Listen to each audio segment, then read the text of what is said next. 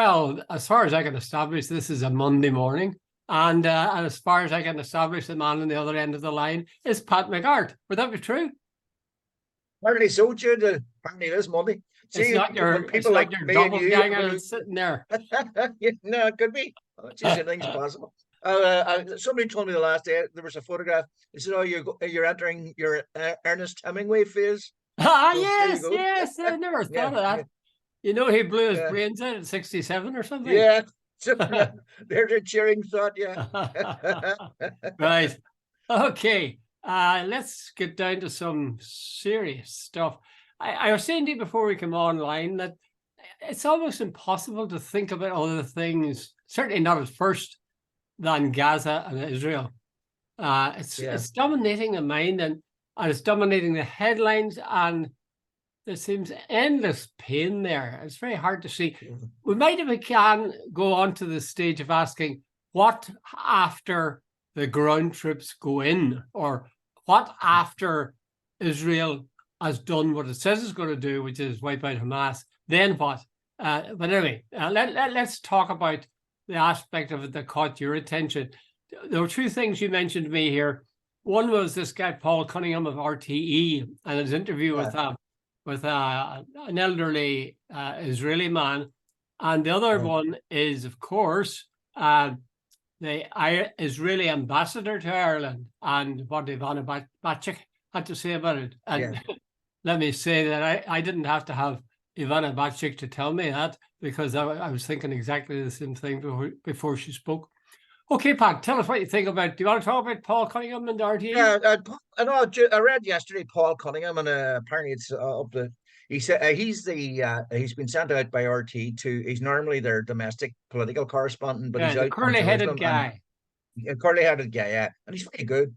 But anyway, he said he was somewhere near some sort of not protest, a gathering. No, I presume some sort of prayer meeting or something like that. I'm not Yeah, 100% certain. yeah. And he says, and he was there with his camera and his microphone. And he was approached by this, as he said, a silver-haired gentleman who says, "Who are you?" And he says, "I'm Paul Cunningham from Ireland." And he says, "Your man's reaction was, oh, you're not with us." And he said, and Cunningham, to cut to the chase, because the general theme was that they said that Ireland was the country that was least sympathetic to Israel, and so on, so on, so on. And he's probably right, actually, when I thought about it, because I am certainly not I am sympathetic to Israel when they behave. Like I'm like John Hume. John was asked one time, did he support the RUC? He says, "I'll support any police force that acts fair and impartially." You know, Mhm. well, when Israel acts fair and impartially, it'll have my full support. But anyway, that was basically Cunningham was saying there's a perception across the world, or the Israeli world, the Jewish world, that Ireland is not on their side. That then I saw the interview last week with it was on Newsnight with the Israeli ambassador. Is it Dana Ehrlich or something? I think it's her name. Yes, yes, Uh, that sounds right. yeah, yeah, and she was on, and I thought she was very, very aggressive. I know that absolutely. Israel is 100% right, that et cetera, et cetera, et cetera, and how dare you people, are you people for real, and so on, and this sort of stuff. But anyway, fast forward, she's and an interview with Sunday Independent yesterday. She said Michael D. Higgins had made an inflammatory statement that he was legally wrong, etc., etc. And Ava Bacik, who is a professor of law, by the way, at Trinity College, said she what the president said was not legally wrong, and an ambassador making comments about our president is way over the line. And she says her position as an ambassador to Ireland should be seriously under question now. So, Jude, that's just the background. But by the way, let me fill you in on one other thing. Yesterday morning, I don't know if you watch it, but I was watching the politics show. It's a Laura Kunsberg show, but Laura's off, and it was Yeah, Victoria Derbyshire. yes. And this guy called Naftali Bennett, who was a former Israeli prime minister, came on. And you talk about absolute arrogance. That he accused the BBC, which, by the way, is far from it, of being taking the side of the Gazan. He attacked a woman, etc., etc. And he basically said if you don't, or if you aren't on our side, you don't know what you're talking about, etc., etc. Dude, let's get this in perspective. The Israelis, if you look from 1948, they've stolen all the land nearly and they pushed 2.3 people off their own land into an enclave in Gaza, where they controlled the land borders, the sea borders, and anything else. They can turn off the water, the fuel, and the electricity. They they have built thousands of illegal settlements against international law.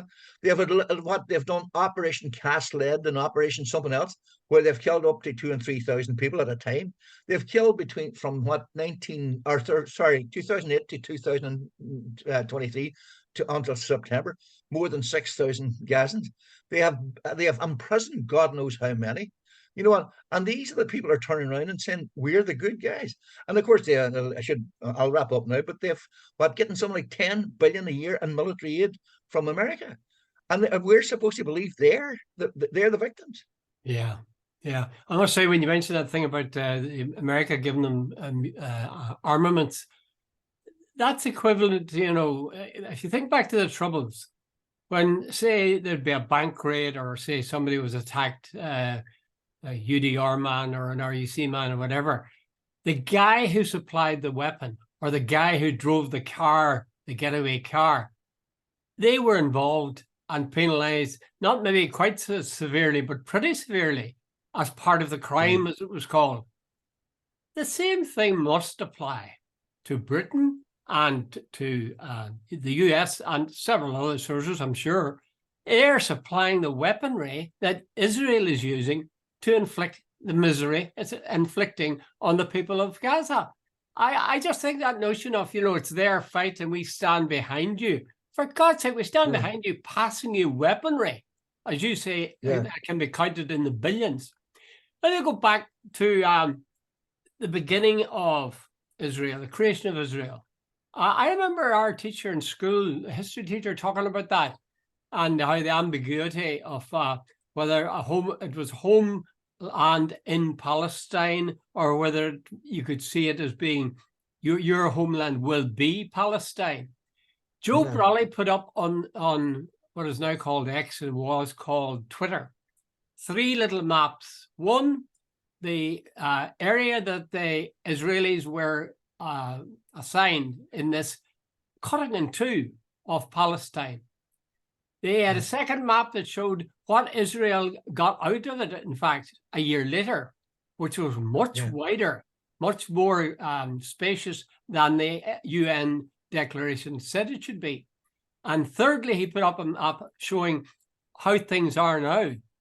My God. I mean, the fact of the matter is Israel has encroached again and again and again and has swollen to the point where they're going to do what they'd like to do is push all Palestinians right out of Gaza, and then they turn their attention to the West Bank. I find that, I think the mistake lay in the first place in this. Not many people would like to hear this, but I think the mistake was to establish the Jewish state. Why? Before that, you had Palestine, right? And you had Jews living in Palestine, presumably. Why was that a problem? Were the Palestinians attacking them? I'm not sure that's the case.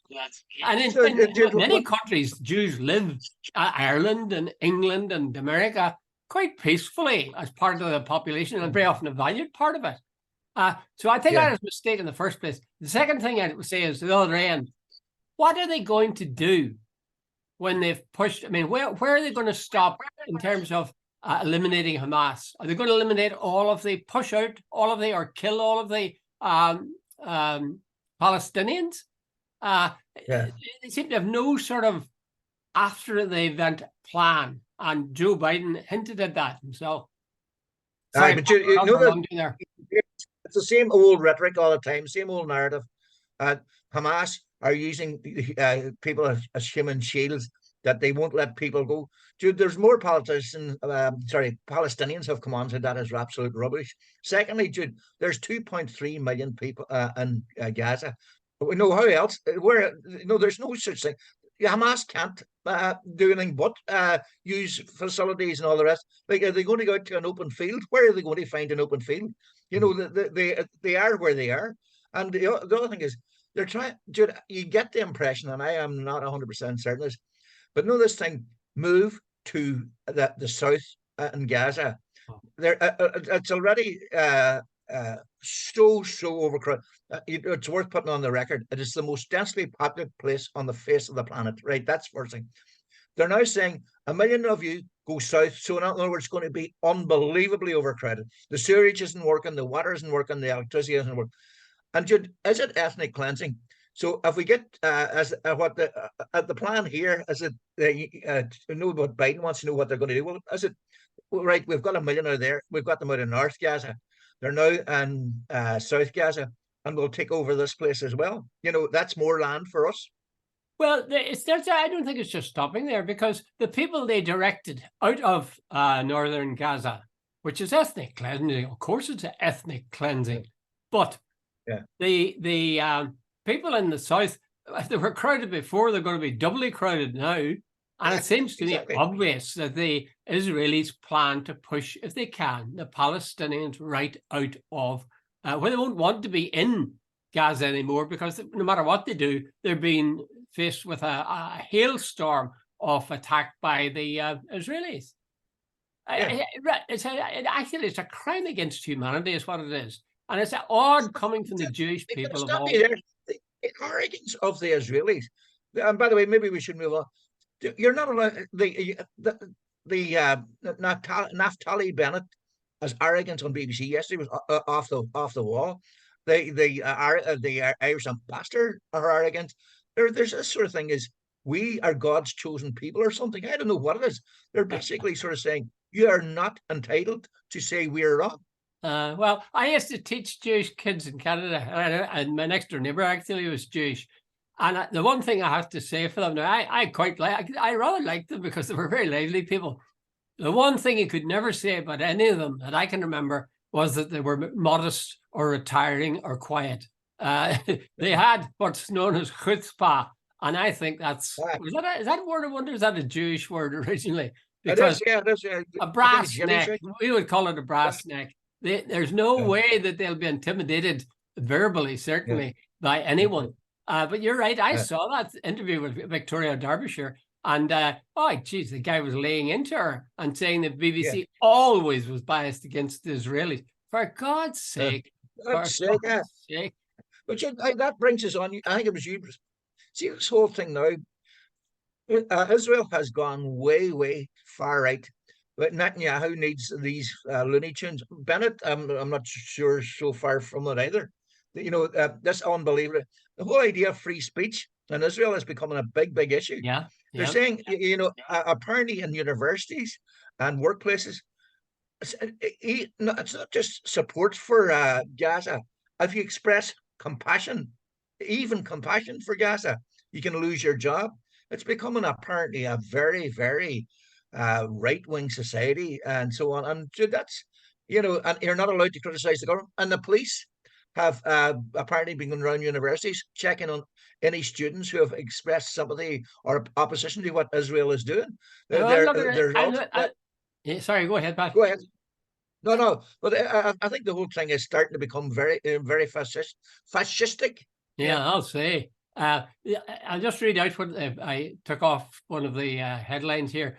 2 activists from a Jewish Arab peace movement in Israel, that is, were recently detained for putting up posters with a message that the police deemed to be offensive. The message was, Jews and Arabs, we will get through this together. That was seen as being offensive. I mean, you almost despair. And any time that people talk about the crimes, the war crimes, obvious war crimes that Israel is committing, they go back to this thing about the terrible butchery that went on with the attack by Hamas. There was a veteran woman, a veteran Palestinian spokesperson. I cannot remember her name now. Hannah Ashwari. She's a former Palestinian minister and lawyer. She's very, very good. Oh yes, you're really good at knowing the names. But she was on briefly last night, I think, maybe or in the same program as Victoria Derbyshire appeared in, or was hosting. But she whenever they talked about the terrible things that Hamas has done, she said, "Yes, of course, but have you thought about the terrible things that have been going on for decades in Gaza? For decades, children have been killed." Incidentally, the guy who accused the BBC of being biased against Israel, Victoria Derbyshire allowed that guy to talk about cutting off babies' heads, talking about doing all sorts of stuff for which we know there is no bloody evidence. And yet she didn't pull him up on that. I was disappointed in that. So again and again, I think the BBC are letting them off light and how they can think that they're best.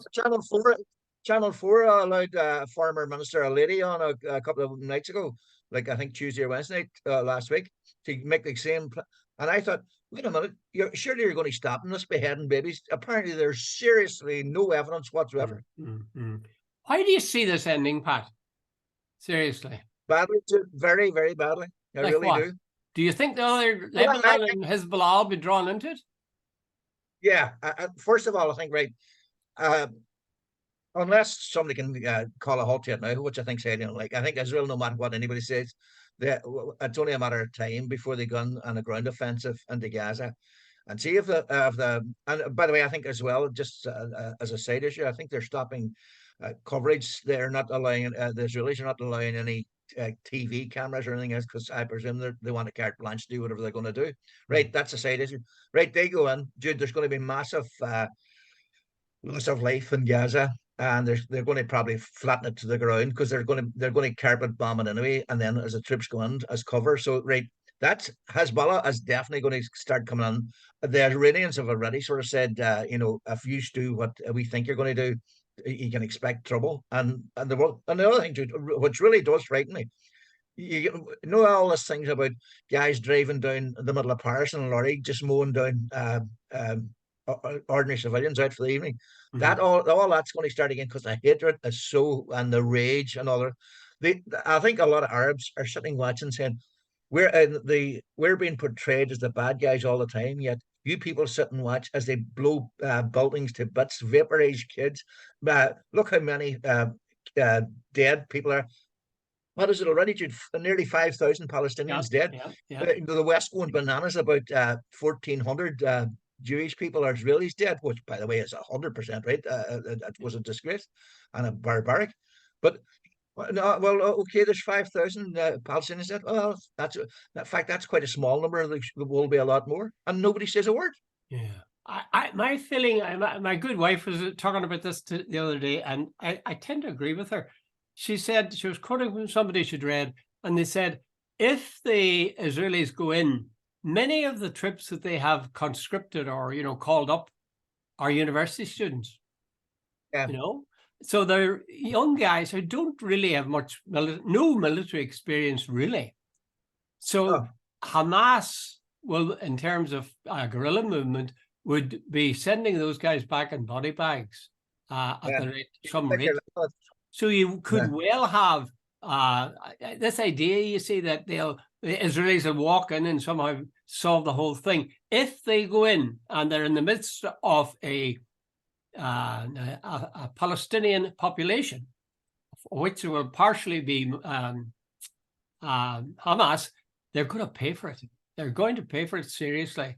And there'll be particularly these, I just have this image of these young guys being inducted into the army. They don't really want to be doing it because they have to do national service, essentially. They're going to die. A lot of those are going to die. I mean, in a sense, it's Vietnam all over again. You say to yourself, how in God's name could a bunch of guys in pajama suits beat the US? But they did. Paid a heavy price, but they did it. I suspect the same thing could happen. People say, here's my take, Pat. People say there should be a two-state solution. I think there should be a one-state solution.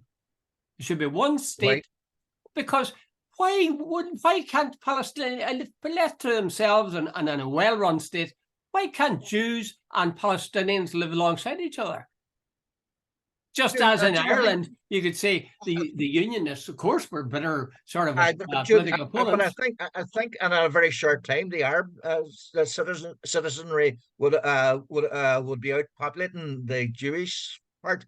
So that's not going to happen. So is that the reason? That, you see, if you put it like that, the people who are creating the problem are the Jewish people, are the Israelis. Yeah. They're saying, oh, well, you've outbred us, so there's more of you than us. You know, in America, in the UK, there's Jewish people living full lives as valuable members of the community, and in Ireland, for that matter. Yeah. I just think I kind of resent, well, I do resent the idea that Britain allowed Palestine to be slashed in half in 1948. And that actually was the beginning of the whole trouble. Yeah. But Jude, when you think about it, George Galloway's famous one country gave a second country the right to a third country that didn't belong to them. Like, in other words, Britain gave Palestine, which didn't belong to them, to the Jews. And by the way, like the Jews after the Second World War, Jude, I think everybody had something, 6 million people, and I see these Holocaust deniers, they really should get real. There was a massive industrialized killing of human beings. I agree. Absolutely.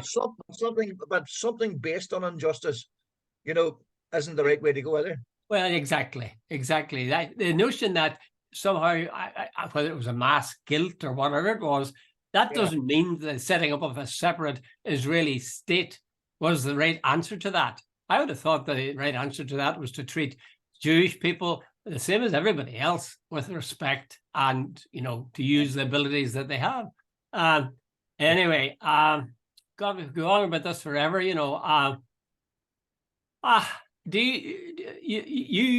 you think? You said, do you think that the thing will end only when the Palestinians have been pushed out of Gaza? Yeah, I think the West Bank. I think, Jude, the hypocrisy of the West. The establishments in Washington, Westminster, and Brussels, Jude, are all singing from the same hymn sheet, and I don't understand. And it's inflaming passions across the Arab world, and they're looking at the hypocrisy and the double standards of the West, and the hatred for us in the West is understandable. I don't agree with it, and I think what the Hamas did the last day was horrific barbarism. But Jude, I'm not excusing it, but I understand it. Mm. Yeah, it's disappointing to see Joe Biden. That so many people took to their hearts in Ireland when he came, the worst thing the worst fears you had with him was that he might fall going up the steps of the plane. And now he turns around, and he supports the people who are doing what they're doing in Gaza. It's shocking. And Richie Sunak, that seems such a clean guy, a moral guy compared to Boris Johnson, he's totally behind Israel. They all say, we're standing by Israel. For God's sake, who are the victims in this? You see, they're also. I remember reading quite a long time ago. It says everybody thinks that the Americans. They said Israel is America's front door in the Middle East. That they're Israel's allies more than, on several fronts. They're their eyes and ears in the Middle East.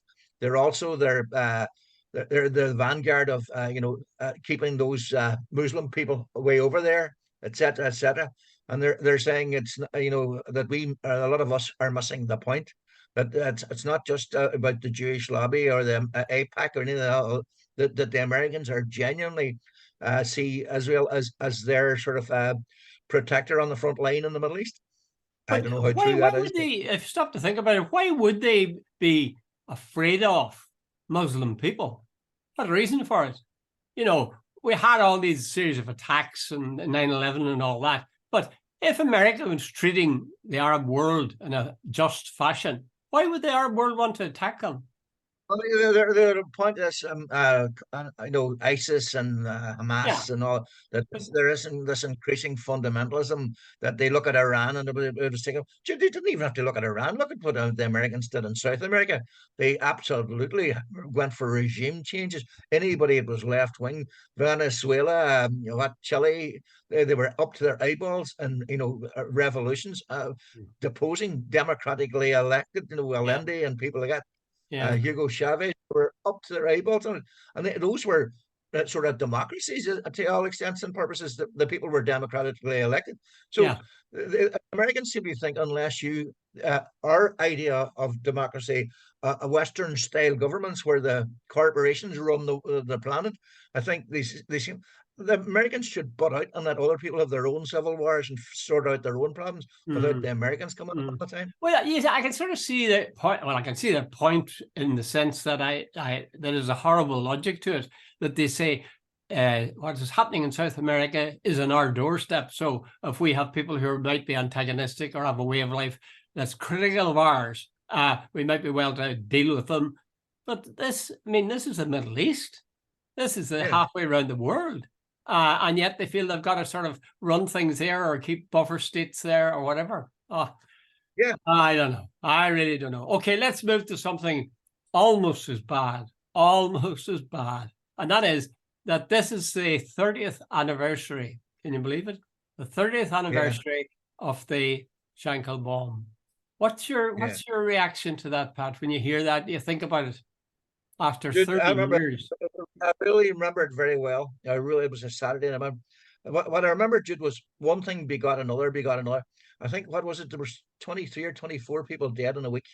Remember the bomb went off in Frisell's shop, and I think it was 9 people killed there.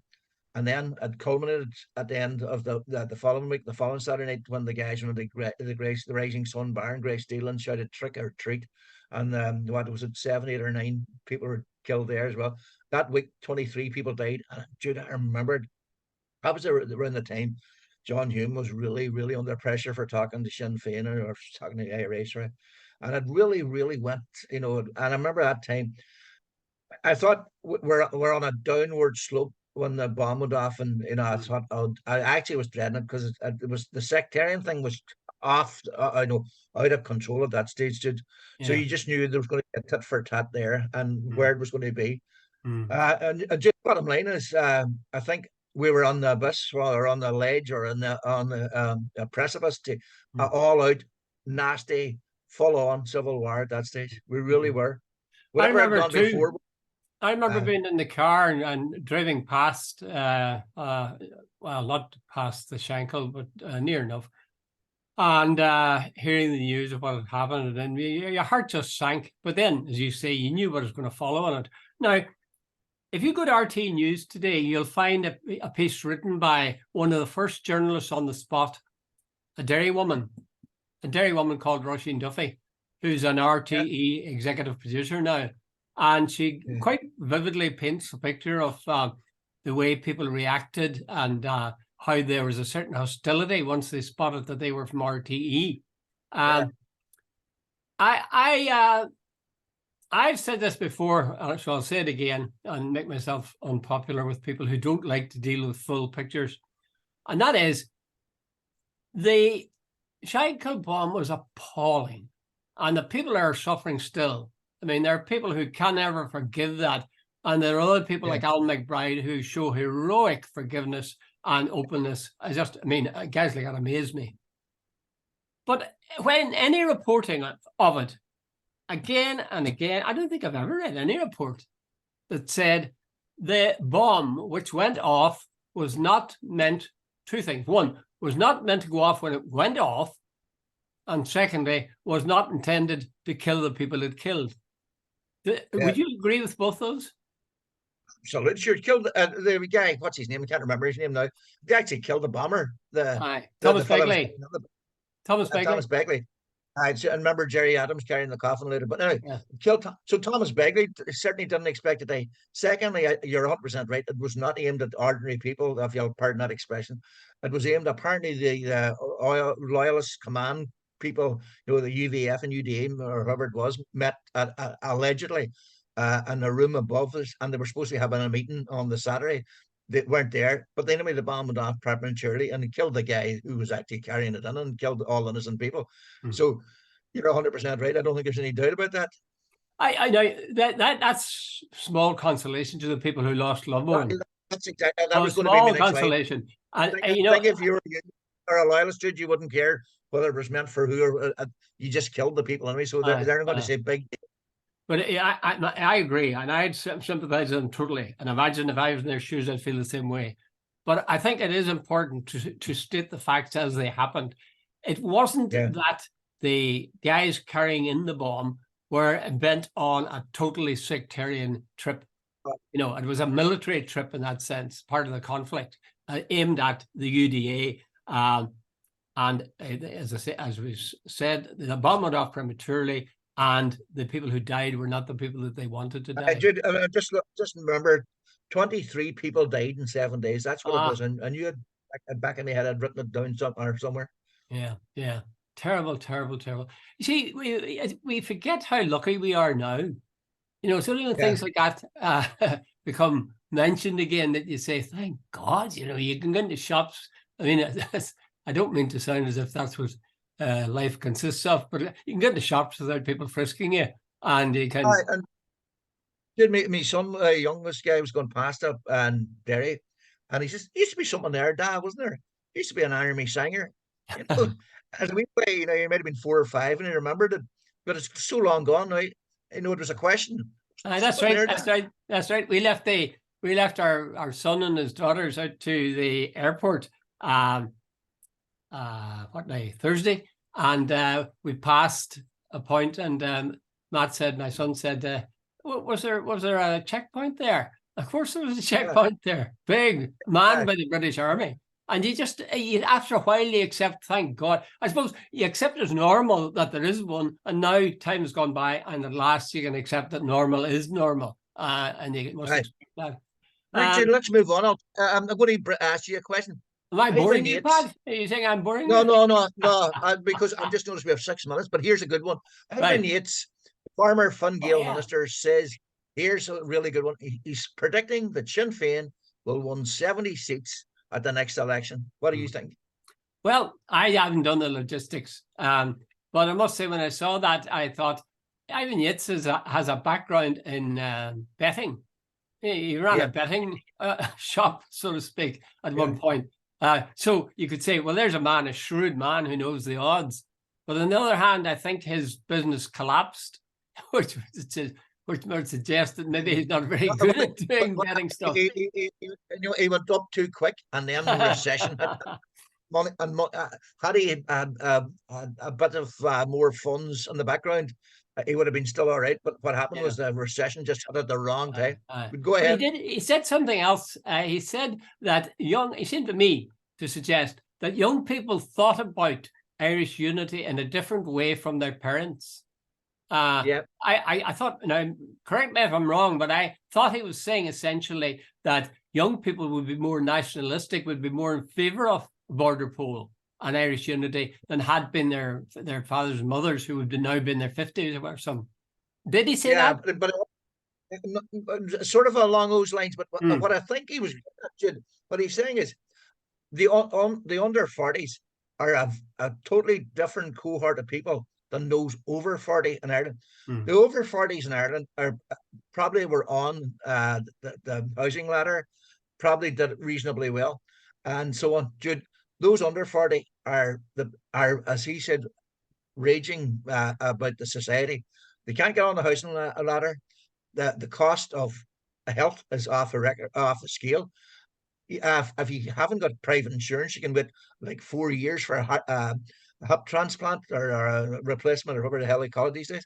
And there's definitely two Irelands, dude. There are young people now moving back in with their parents and 35 years of age because they can't afford a house.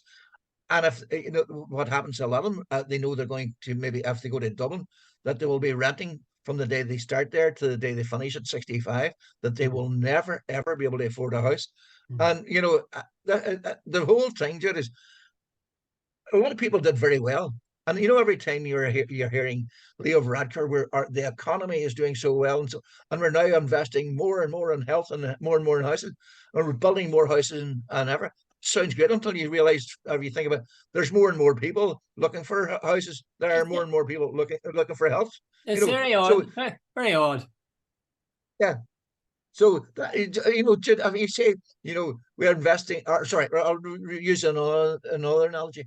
We built 300 houses last year. If there are 1,500 people looking for the 300 houses, doesn't matter how monkeys how many you built. Well, it'll be interesting to see what Sinn Féin do if they get in, and he says they're going to get 70 seats. Actually, I wouldn't be that surprised, because they did very well the last time, only they didn't have enough candidates.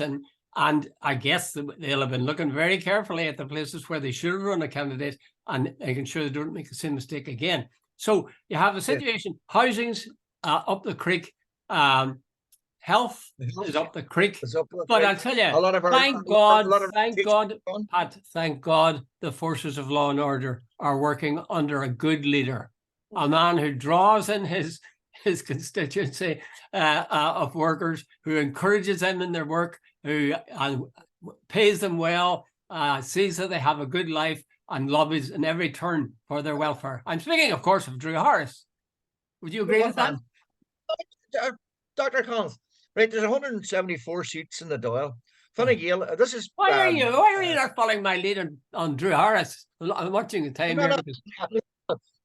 The next election, our friend Ivan says Fine Gael, he's predicting will get 25.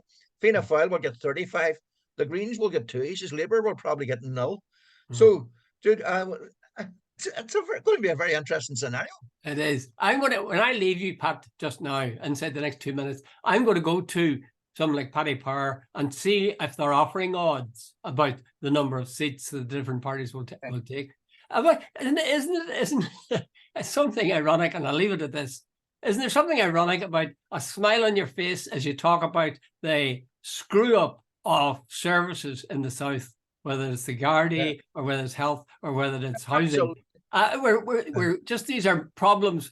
They are, I suppose, life and death too, but nothing compared to the Shankill bomb, and nothing. No, but here's the thing in the South. Every major capital project, they say it'll take 5 years. It takes 10. And they say it'll cost 100 million. It costs 200 million. Everything, they never seem to get, like, Jude, a very simple and it's a quick one.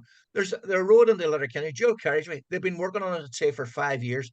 Like, how and under God, a simple, a relatively minor project takes 5 years is beyond me. Like, the Port Tunnel doubled in costs. The Children's Hospital is now the most expensive hospital in the world. And Fine Gael have been in government for 14 years. You'd think that have learned something by now. But Pat, the Tories have been in government for 13 years and they've had to abandon the HS2 system because they couldn't afford it. So maybe we shouldn't give such respect to our politicians, eh?